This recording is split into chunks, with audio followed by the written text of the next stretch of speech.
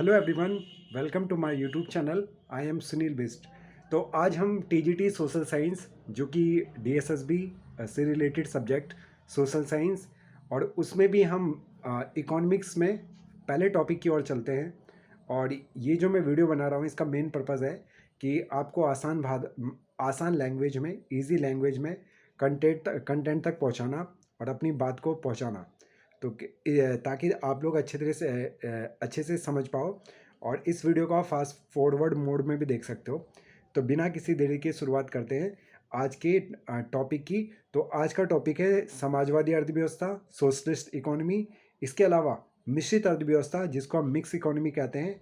और पूंजीवाद क्या होता है, समाजवाद क्या होता है, कैपिटलिज्म एंड सोशलिज्म, इनकी इनकी बात करेंगे।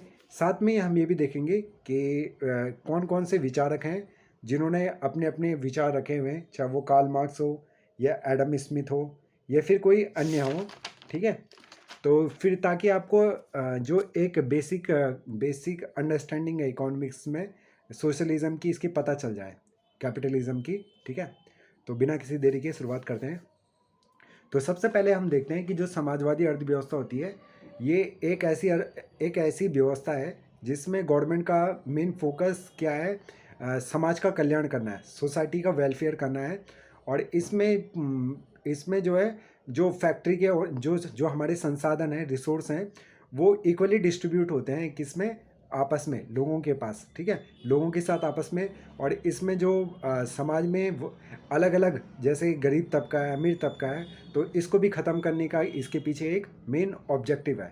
तो हम देखते हैं, जैसे जो सेंट्रल गवर्नमेंट होती है, केंद्रीय योजनाएं बनाती हैं। तो समाजवादी अर्थव्यवस्था में केंद्र के द्वारा योजनाएं बनाई जाती है, और सोसाइटी की रिसोर्स को क्या करती है, यही नियंत्रण करती है, जो हमारी कौन होती है, गवर्नमेंट होती है। ठीक है, वही सोसाइटी के, और सोशल वेलफेयर, समाज कल्याण करना, इसका एक मुख्य उद्देश्य होता है। और बाजार को सरकार क्या करती है, प्रतिबंध करती है। ठीक है, बाजार को क्या करती है, रेगुलेटेड करती है, प्रतिबंधित करती है इसमें। और आय की समानता होगी, मेन फोकस होता है कि जो इनकम है, इनकम पैरिटी बनी रहे, ना कि इनकम डिस्ट्रीब्यूशन हो, जो कि आज के टाइम पे देखा जाता है कि कुछ लोगों की इनकम तो बहुत ही ज़्यादा है और कुछ लोगों की बहुत ही ज़्यादा कम है। और वर्ग विहीन समाज, ठीक है, एक ऐसा समाज बनाना जहाँ पे ऊंच नीच, अमीर गरीब का तबका जो है बिल्कुल भी ना हो। तो ये सारे के सारे किसके अंदर आता है, समाजवादी अर्थव्यवस्था के। इसमें हम क्या करते हैं कि समाजवादी अर्थव्यवस्था में हम संसाधनों का दोहन क्या करते हैं, नहीं करते, ज़्यादा संसाधनों का दोहन नहीं करते, क्योंकि इसका मेन ऑब्जेक्ट क्या है, समाज का कल्याण करना है, ना कि मुनाफा या लाभ कमाना। सततता बरकरार रहेगी, अर्थात जो सस्टेनेबिलिटी है, ठीक है, उसको बनाए रखना है। ठीक है, कि उतने ही रिसोर्स का यूज़ करना, ताकि फ्यूचर जनरेशन के लिए भी जो हमारे पास अवेलेबल रिसोर्स हैं, उनका उतना ही यूज़ करें जितनी हमें ज़रूरत है, ना कि अत्यधिक उनका यूज़ करें। ठीक है, अगला पॉइंट है केंद्रीय नियोजित अर्थव्यवस्था होगी, सेंट्रल गवर्नमेंट के द्वारा। सेंट्रल गवर्नमेंट इसमें क्या करती है, पॉलिसी बनाती है, और उत्पादन के सभी साधनों, भूमि, श्रम, पूंजी पर संपूर्ण समाज का स्वामित्व होगा। भूमि, पूंजी और श्रम, भूमि को हम बोलते हैं लैंड, लेबर और कैपिटल। इन पे किसका, सभी साधनों पर संपूर्ण समाज का क्या होगा, स्वामित्व होगा। संपूर्ण मतलब पूरी सोसाइटी का, होल सोसाइटी का इस पे क्या होगा, कंट्रोल होगा। ठीक है, जबकि हम कैपिटलिज्म में देखेंगे इसी बात को, कि कुछ जो गिने चुने, जो बहुत ही अमीर लोग हैं, उनका सबसे ज़्यादा क्या होता है, उनके ऊपर प्रभुत्व होता है, यह कंट्रोल में होता है। अब हम मिश्रित अर्थव्यवस्था की बात करते हैं।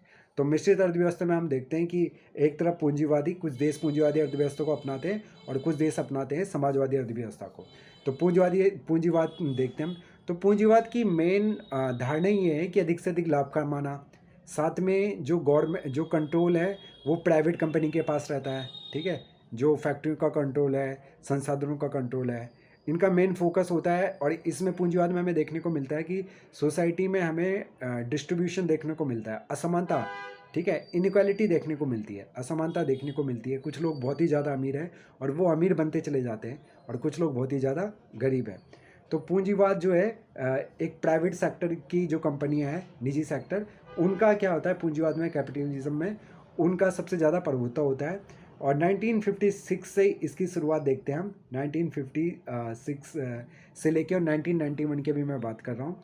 जैसे इस सेक्टर में आईटी सेक्टर हो गया, इंफॉर्मेशन टेक्नोलॉजी, ऑटोमोबाइल हो गया, इलेक्ट्रॉनिक हो गया, और तुम्हारा जो ये कार बनती है जितने भी, ठीक है, गाड़ियों का सेक्टर हो गया। इसके अलावा 1956 से लेकर 1991 में मार्केट को फ्रीडम दी गई थी, पूर्ण स्वतंत्रता दी गई थी बाय द गवर्नमेंट, ठीक है, बाय द गवर्नमेंट की पूरी स्वतंत्रता दी गई थी कि वो अपने हिसाब से क्या कर सकते हैं। भारत में बाजार का कुछ हिस्सा क्या होता है, हमारे इंडिया में कुछ हिस्सा बाजार का रेगुलेटेड है और कुछ हिस्सा क्या है, फ्री है, ठीक है, partially regulated and partially free. India की अगर हम बात करते हैं तो कहीं पे गवर्नमेंट का कंट्रोल था, और इस टाइम की बात कर रहा हूँ 1956 से 1991 की, और कुछ हिस्सा क्या था, फ्री कंट्रोल में था, कुछ क्या था, फ्री था। तो ये जो एग्जांपल है पूंजीवादी अर्थव्यवस्था सबसे ज़्यादा हमें देखने को मिलती है वेस्टर्न कंट्री में, जैसे यूएसए हो गया, United state of America, United kingdom हो गया, फ्रांस हो गया। इसके अलावा अब हम बात करेंगे समाजवादी अर्थव्यवस्था की। तो समाजवादी सोशलिस्ट इकोनॉमी, सार्वजनिक क्षेत्र, पब्लिक क्षेत्र इसमें मुख्य अपनी भूमिका निभाता है, ठीक है। Public sector play a main role in this sector in socialist economy. 1956 में 17 सेक्टर पब्लिक सेक्टर में थे, ये मुख्य उद्योग थे, ठीक है। 17 सेक्टर हो गए, ये किस में थे, पब्लिक सेक्टर में। और 1956 में भारत में मिश्रित अर्थव्यवस्था की शुरुआत हुई। तो अगर क्वेश्चन आता है कि इंडिया में किस प्रकार की इकोनॉमी की शुरुआत हुई थी 1956 से लेके, तो वो थी मिश्रित अर्थव्यवस्था की, मिक्स इकोनॉमी की। और 17 सेक्टर थे वो पब्लिक सेक्टर के पास थे, प्राइवेट सेक्टर, ठीक है, पब्लिक सेक्टर थे 17 जो मुख्य उद्योग है, ठीक है, जितनी भी मेन इंडस्ट्री है, और जिसमें रेलवे हो गया, तुम्हारा न्यूक्लियर पावर हो गया, ठीक है, ये बाजार को पूर्णतः नियंत्रित रखा जाता था, ठीक है, और इसमें बाजार को पूर्णतः नियंत्रित रखा जाता था बाय द गवर्नमेंट। और ये किसके पास था, रेलवे और न्यूक्लियर, रेलवे और न्यूक्लियर ये हमारे इंडियन गवर्नमेंट के पास था। इसके अलावा चाइना, नॉर्थ कोरिया, वेनेजुएला, ये जो देश हैं ये भी इसी पॉलिसी को अपनाते हैं, समाजवादी पॉलिसी को अपनाते हैं, ठीक है। तो आपने देख लिया डिफरेंस कैपिटलिज्म में और सोशलिज्म में, ठीक है, सोशलिस्ट इकोनॉमी में, कैपिटलिस्ट इकोनॉमी में, ठीक है। अब हम देखते हैं कि सरकार के नियंत्रण में क्या था। मेडिसिन हो गया, अल्कोहल हो गया, टेलीकम्युनिकेशन हो गया और मीडिया हो गया, ये सरकार के नियंत्रण में थी, कंट्रोल में थी, ठीक है। इंडिया की बात कर रहा हूँ मिक्स इकोनॉमी में। और जो सरकार के कंट्रोल में नहीं थी वो थे आईटी सेक्टर, ऑटोमोबाइल सेक्टर, इसके अलावा इलेक्ट्रॉनिक सेक्टर और टेक्सटाइल, कपड़ा उद्योग हो गया, ये सारे गवर्नमेंट के कंट्रोल में नहीं था। लेकिन मेडिसिन इंडस्ट्री, अल्कोहल इंडस्ट्री और टेलीकम्युनिकेशन, मीडिया, ये सारे गवर्नमेंट के कंट्रोल में थी इंडिया में 1956 से लेके 1991 के बीच में। सॉरी। अब हम देखते हैं कि 1956 से 1991 के बीच भारत की अर्थव्यवस्था का झुकाव समाजवादी अर्थव्यवस्था की तरफ देखने को मिलता है।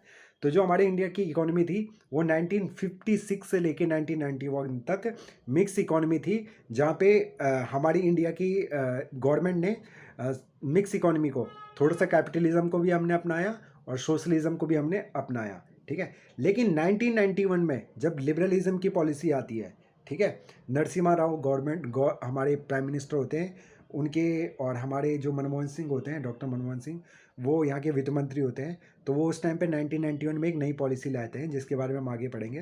तो 1991 के बाद भारत की मिश्रित अर्थव्यवस्था का झुकाव पूंजीवादी अर्थव्यवस्था की तरफ हो गया।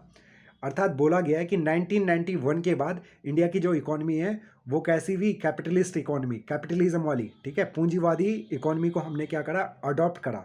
अब हम देखेंगे कि वर्तमान में रेलवे और न्यूक्लियर, यही दो, रेलवे जो हमारे इंडियन रेलवे है, और न्यूक्लियर, ठीक है, परमाणु ऊर्जा, ये दो इंडस्ट्री मुख्य रूप से किसके पास है, हमारी इंडियन गवर्नमेंट के पास, सेंट्रल गवर्नमेंट के पास।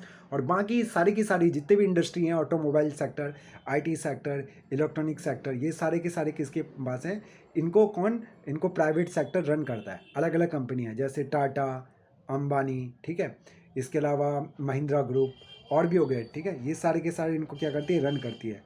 अब हम देखते हैं कि समाजवादी अर्थव्यवस्था से जुड़े अब जो ये फिलोसफर थे उनके बारे में भी थोड़ा सा जानने की कोशिश करते हैं कि जो वेस्ट, और मुख्य रूप से जो विचारक हैं उन्होंने जो अपनी विचारधारा दी है तो उन्हीं को ही फिलोसफर कहा गया है, फिलोसफी दी है उन्होंने, कार्ल मार्क्स ने। तो कार्ल मार्क्स का नाम बहुत ही ज़्यादा इम्पोर्टेंट है और बहुत फेमस पर्सन भी है हमारे इंडियन हमारे वर्ल्ड पूरे वर्ल्ड में, कार्ल मार्क्स। इन्होंने ही सोशलिज्म की समाजवादी विचारधारा की क्या करी थी, उत्पत्ति के वर्ड दिए थे इन्होंने बताया था उसके बारे में।